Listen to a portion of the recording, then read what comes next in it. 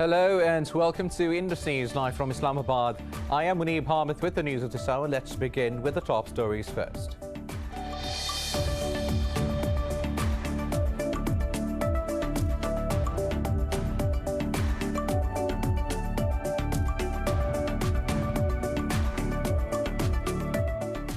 Pakistan's President Dr. Arif Alvi says the country is becoming an economic hub of the region.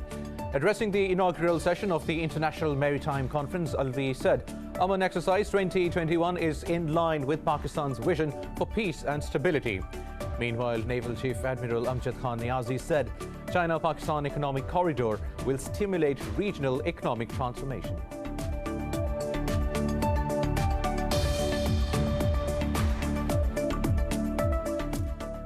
In India, the farmer leaders say the government is not showing seriousness to resume talks with the protesters over the contentious laws. Addressing media, the union leaders said they are ready for the 12th round of negotiations, but the centre must come up with a proposal. Meanwhile, Congress leader Rahul Gandhi says he will continue to support the farmers who have been protesting at Delhi borders for 78 days.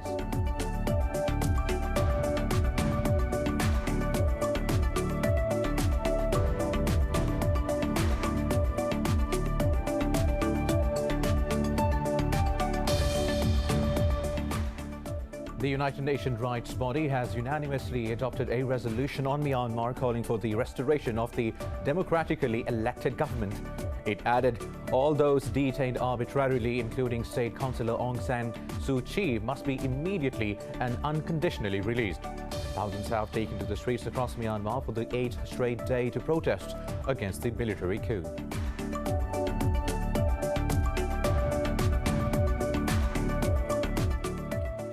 The World Health Organization says all hypotheses are still open in its search for the origins of COVID-19. Meanwhile, Mexico has reported more than 1,300 COVID-19 deaths for the third day in a row, bringing its toll to over 172,000.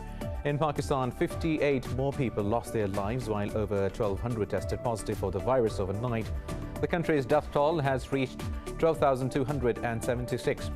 While globally, the number of infections has surpassed 108 million, while the virus has claimed over 2.38 million lives so far.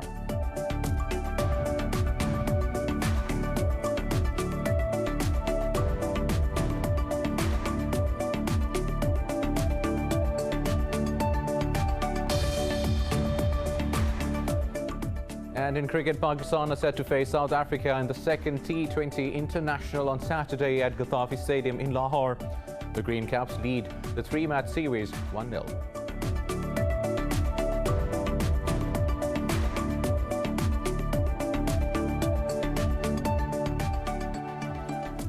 These were the top stories. News in detail after a short break. Stay with us.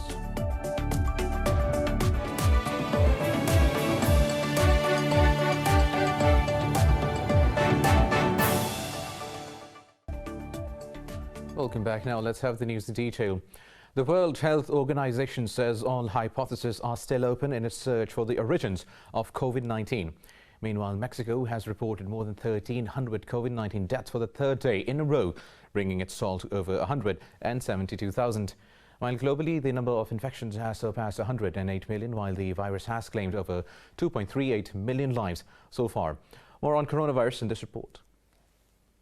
The spread of the new variants and an unexpected sluggish vaccine rollouts are making governments to keep the curbs in place, even as the number of cases drop. World Health Organization's chief, Tedros Adhanom, confirmed the drop in new cases across the globe, calling the trend encouraging. However, he cautioned against relaxing the restrictions that have allowed the world to reach this point. The U.S. Centers for Disease Control and Prevention has issued new guidance for schools to reopen with masks and rigid health protocols. New York's governor's top aide accuses the administration of delaying the release of data on COVID-19 deaths at nursing homes to avoid a potential federal investigation. Over in South Mexican funeral homes and cemeteries are being overwhelmed with corpses as the country's coronavirus death toll continues to spike.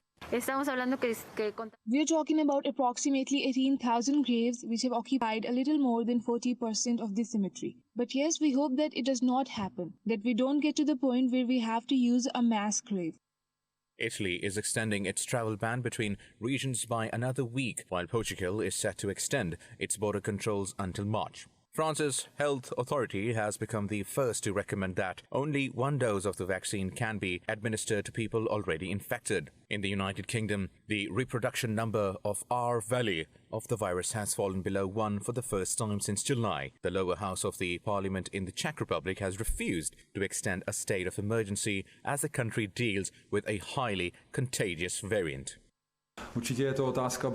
It certainly is about the British variant. What percentage of the variant has gone through the population of the Radek-Kralova region, and what we can expect if a majority of the population has already had it. Thank God, and maybe the number of cases will decrease with time.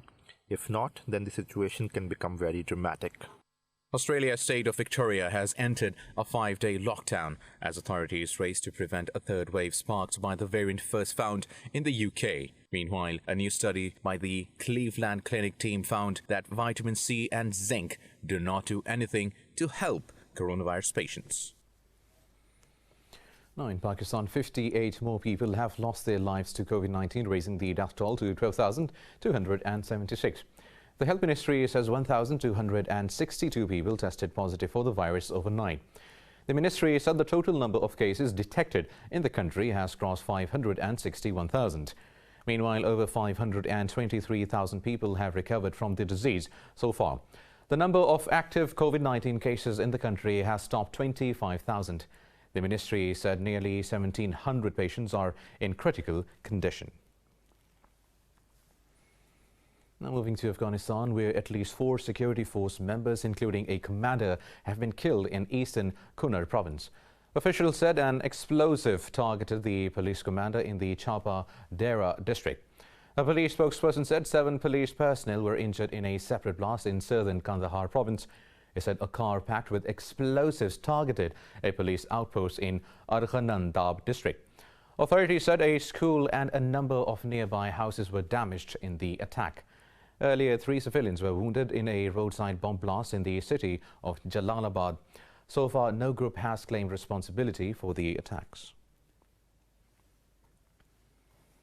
Now in India, the farmer leaders say the government is not showing seriousness to resume talks with the protesters over the contentious laws.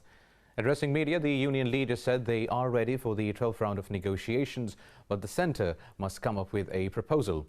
They said the protesting farmers will not return to their fields until all their demands are met. Meanwhile, Congress leader Rahul Gandhi says he will continue to support the farmers. Gandhi said he will take part in the tractor rally in Ajmer today and will also address the farmers' gatherings in Nagaur. Farmers have been camping at several border points in the country's capital, New Delhi, for 78 days. More than 200 protesting farmers have died during the demonstrations, including 4 who committed suicide.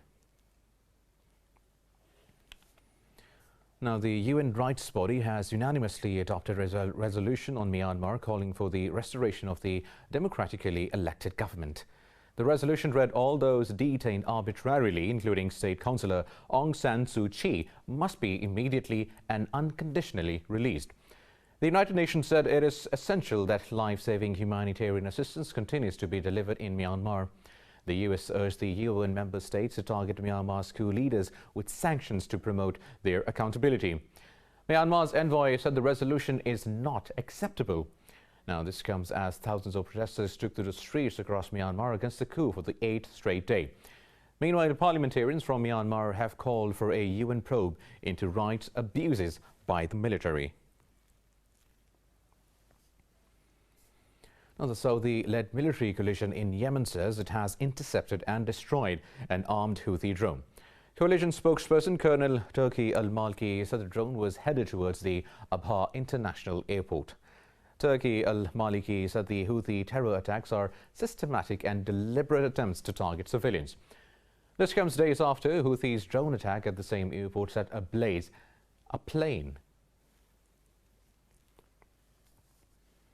Moving to Somalia, where at least 3 people have been killed as a car bomb detonated near a security checkpoint in the capital city of Mogadishu. Officials say 8 others were wounded in the attack near the parliament compound. Officials said a car packed with explosives sped through a security checkpoint in the front of the Wehliye hotel. They said it detonated at the checkpoint to the National Assembly headquarters after being fired by police officers. No group has yet claimed the responsibility for the attack. Moving on now, Iran has dismissed the E3's remarks condemning Tehran's production of uranium metal. In a tweet, Foreign Minister Javad Zarif said Iran's position is in line with the 2015 nuclear deal. He said it is not Iran's responsibility to stop the remedial measures it undertook after the US withdrew from the deal. Zarif also questioned the compliance of UK, France and Germany's obligations to the deal.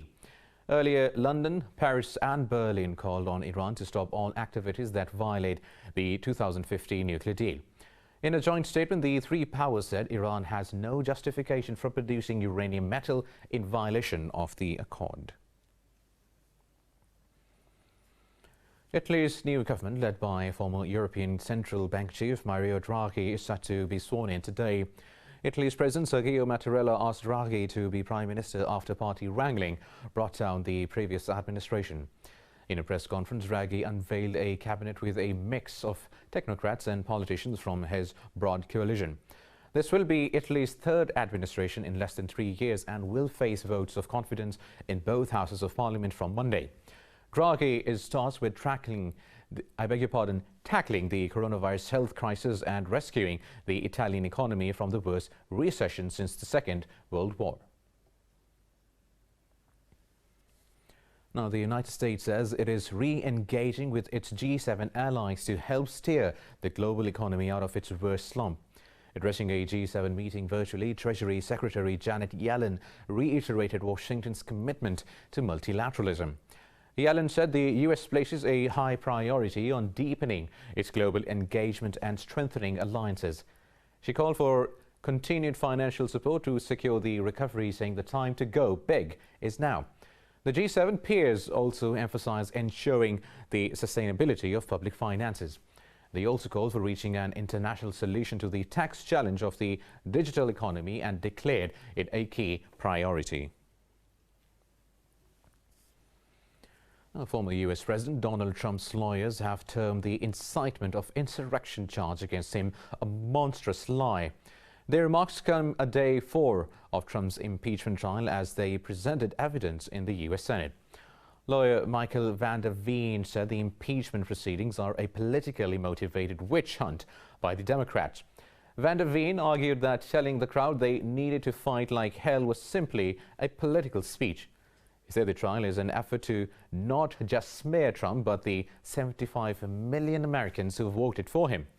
The lawyers also argued that Trump had a legal right to challenge the election result. Earlier, the Democrats had presented new video footage of the Capitol Hill incident, taking the Senate step by step through the rights. To claim that the president in any way wished, desired, or encouraged lawless or violent behavior is a preposterous and monstrous lie. In fact, the first 2 messages the president sent via Twitter once the incursion of the Capitol began were "Stay peaceful and no violence, because we are the party of law and order." Well, we still have news for you, but after a short break, stay tuned.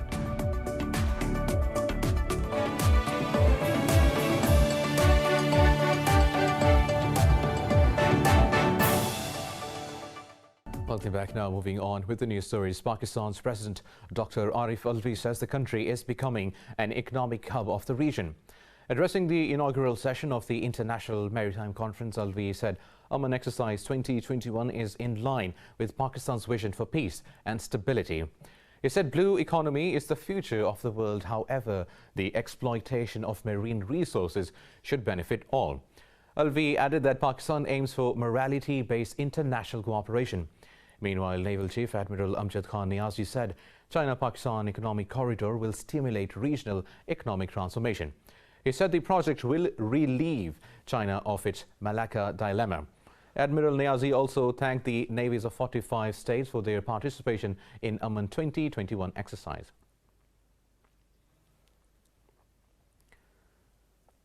Now, Pakistan has launched urban forestry on the lines of Japanese technique to fight pollution. In a tweet, Prime Minister Imran Khan said Miyawaki method helps grow trees 10 times faster and 30 times denser. He said 50 sites have been chosen in Lahore for the plantations. Khan said the first experiment of the technique was done at Liberty Roundabout in Lahore last year. Earlier, he also addressed the inauguration of the Spring Plantation 2021 and kicked off the project at Lahore's Jilani Park. Now, British human rights lawyer Karim Khan has been elected as the new prosecutor of the International Criminal Court. Khan won a secret ballot against 3 other candidates who replaced lead prosecutor Fatou Bensouda. Khan, who is also the Queen's Counsel, is best known for heading the UN Special investigation into ISIS crimes in Iraq. Britain's Foreign Secretary Dominic Raab said Khan's extensive experience will be pivotal to gain justice for the victims of crimes. The position of the prosecutor of Courts War Tribunal is a politically daunting position, whose incumbent was slapped with US sanctions.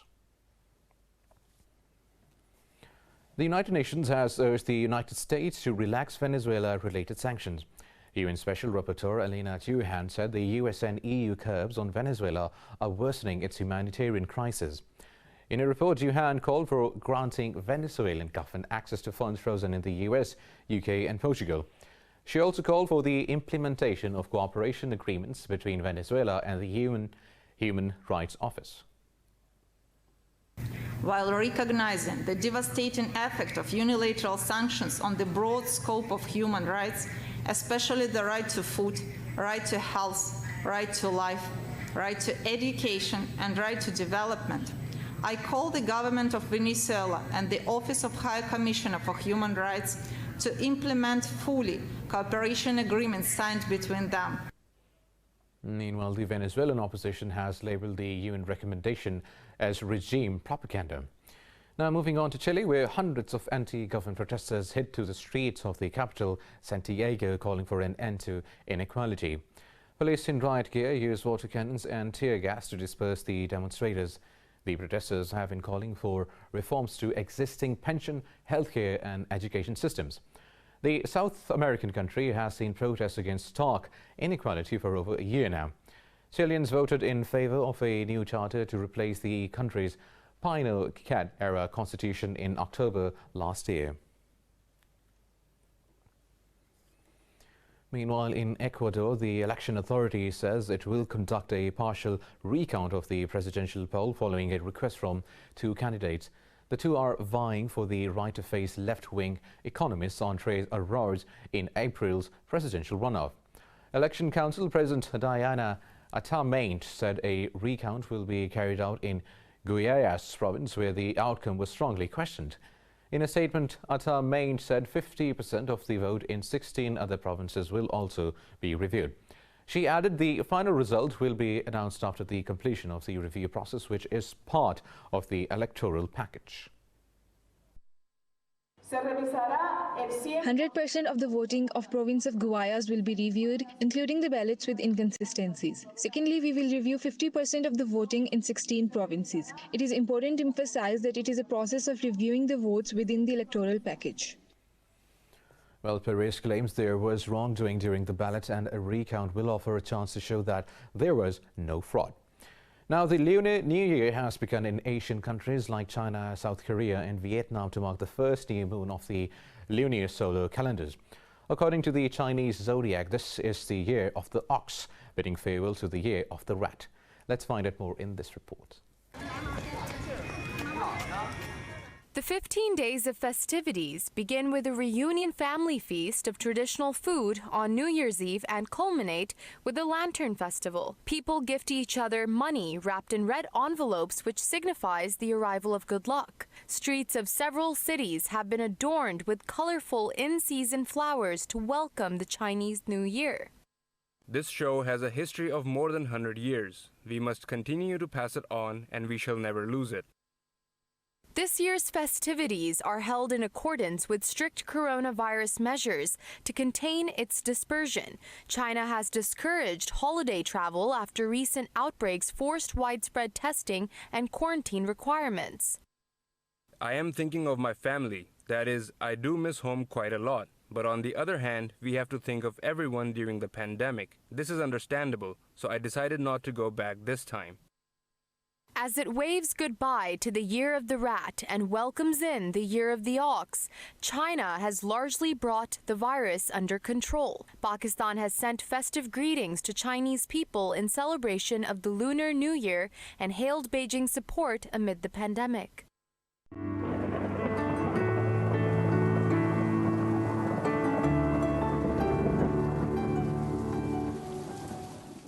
Now let's have a look at the weather updates across the globe.